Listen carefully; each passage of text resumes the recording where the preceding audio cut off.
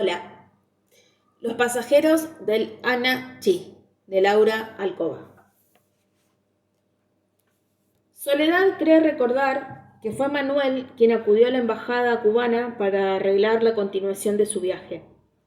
Todavía puede verse junto a los otros, esperándolo en un banco del jardín de las Tullerías. Mientras aguardaban el retorno de Manuel, comían crepes y jugaban a intercambiar las identidades falsas que muy pronto habían de abandonar. Soledad hacía de Cristina Moró y luego de Elsa Godoy, la identidad provisoria de Dora.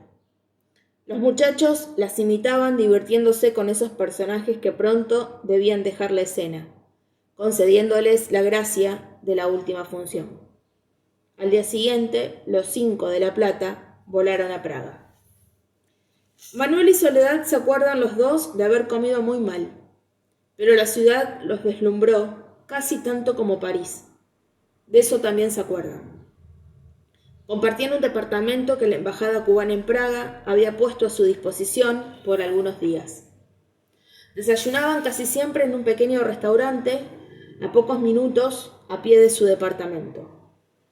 Soledad y Manuel me cuentan que Dora tuvo otra pequeña historia de amor en Praga. Llegó diciendo que había conocido a un muchachito de nombre Fanta, y los otros se burlaban de ese nombre de gaseosa que les parecía ridículo.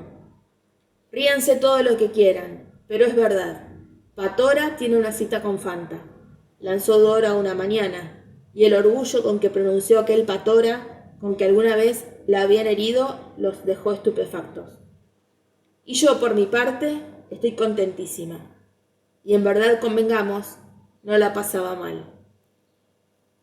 Fanta era mucho más joven que Dora, muy rubio e increíblemente menudo y musculoso, grácil como un corredor de fondo o una bailarina. Había escrito su edad en un trozo de papel, 20 años. Pero Dora estaba segura de que le había mentido, que no podía tener más de 17. Como fuera, ¿qué importaba? Fanta tenía unas pantorrillas largas y finas, de las que Dora hablaría largamente a Soledad, meses más tarde, en La Habana. Se las había admirado largamente, recorriéndolas con la punta de los dedos, palpándolas como si al tiempo que las acariciaba, quisiera grabar para siempre su recuerdo en alguna zona de su alma. Hicieron el amor durante 4 noches consecutivas. A diferencia de aquel francés, Fanta no le falló jamás. Hasta la víspera de su partida a La Habana, fue fiel a su cita diaria. A las 18 horas, en punto, sobre uno de los bancos del parque que rodeaba el castillo. Pero al fin llegó el día de la partida. Y cuando el avión aterrizó en La Habana, después de una corta escala en Canadá, Manuel y Soledad vieron que Dora lloraba de nuevo. De su llegada a La Habana, Manuel y Soledad guardan imágenes, sensaciones, detalles que desde el principio los marcaron. Algunos solo mucho más tarde cobrarían sentido. Otros siguen siendo aún hoy indescifrables. Ya estaban esperándolos en el aeropuerto. 2 hombres los condujeron hasta una pequeña villa en el barrio residencial de Marinao, en los alrededores de La Habana. Allí conocieron a un tal Juan Carlos, que se presentó como su oficial responsable. Durante su estadía en Cuba, Juan Carlos sería su contacto, su interlocutor y, como muy pronto iban a comprobarlo, su instructor. Soledad recuerda que no bien entraron al departamento, Juan Carlos les pidió que entregaran sus ropas a aquellos 2 hombres que los habían guiado hasta él. A cambio, les dieron ropas cubanas. Soledad recuerda que enseguida les pidieron también las lapiceras que tenían, para darles a cambio lápices, sacapuntas y gomas. En Cuba, las lapiceras eran escasas. Esa fue una de las primeras cosas que les impresionaron. Desde entonces, dice, yo asocio mi estadía en Cuba con esas letras frágiles y tenues que uno escribe con mina de grafito. En aquella primera casa no habrán pasado más que una noche, acaso 2. fue algo así como un cuello de botella, un lugar de transición previo a su instalación en otro edificio burgués del barrio de Miramar, cerca del Hotel Chateau. Uno de esos departamentos abandonados por alguna familia de gusanos que habían escapado a la Florida y que la revolución había terminado por confiscar.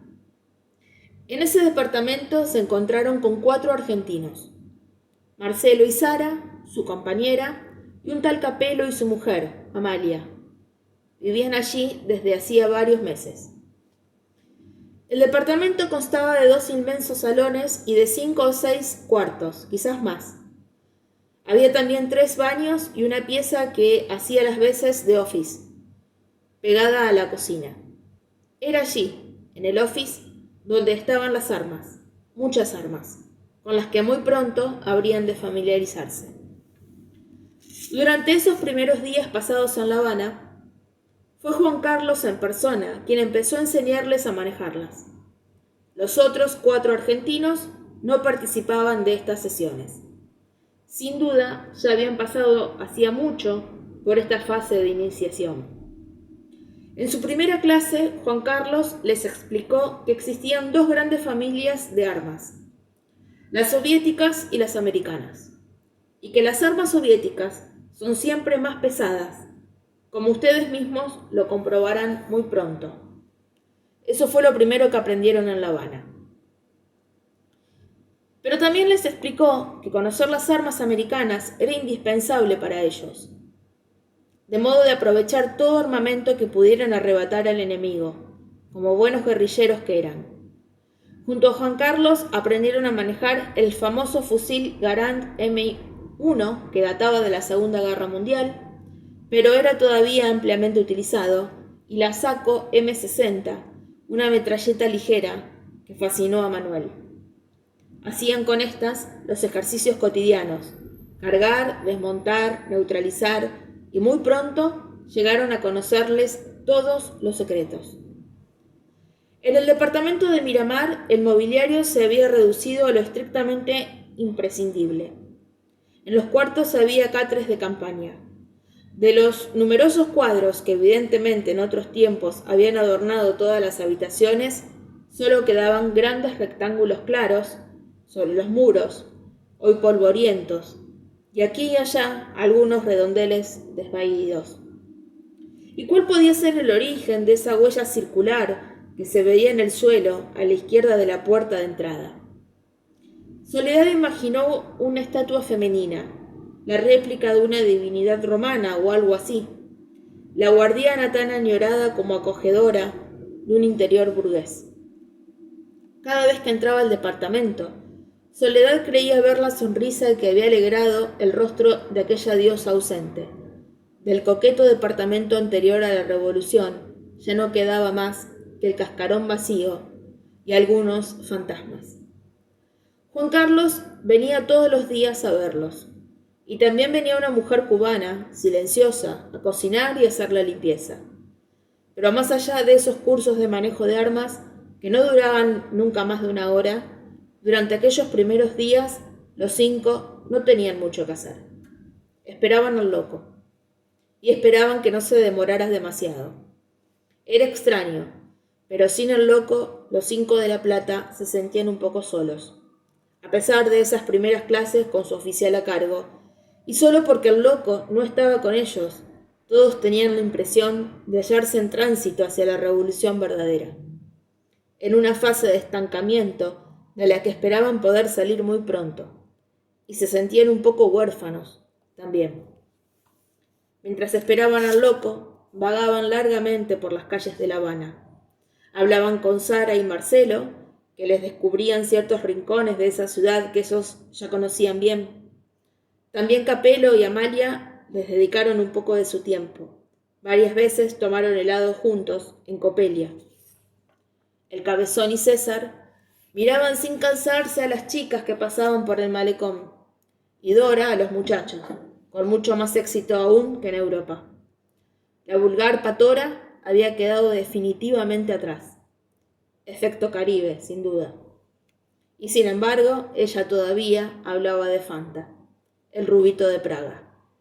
Sí, Fue durante esos primeros días en Miramar, pasados en espera del loco, cuando Dora se puso a cantar loas a los muslos de Fanta y a sus pantorrillas, como si la distancia hubiera hecho sal sobre esa herida imborrable que había dejado en su alma. Un día, al concluir en la sala de armas la clase cotidiana de Juan Carlos, los 5 de La Plata fueron a ver a bailar a Alicia Alonso con el ballet de La Habana. ¿Sería Giselle? Quizá. Pero lo cierto es que después del espectáculo, Dora volvió una vez más a hablar de Fanta. Al ver a Alicia Alonso saltar en escena, aquellas otras pantorrillas largas y delicadas le habían venido a la memoria. Si hasta le parecía sentir de nuevo su diseño tan fino en la punta de los dedos. Sí, la emoción y el deseo eran tan dolorosos como la ausencia de Fanta y de sus piernas. Aún creen recordar que al salir del teatro, Dora lloraba. Cuando el loco por fin llegó, 10 días después que los 5, nada ocurrió como estaba previsto. Laura Alcoba, Los pasajeros del Anati.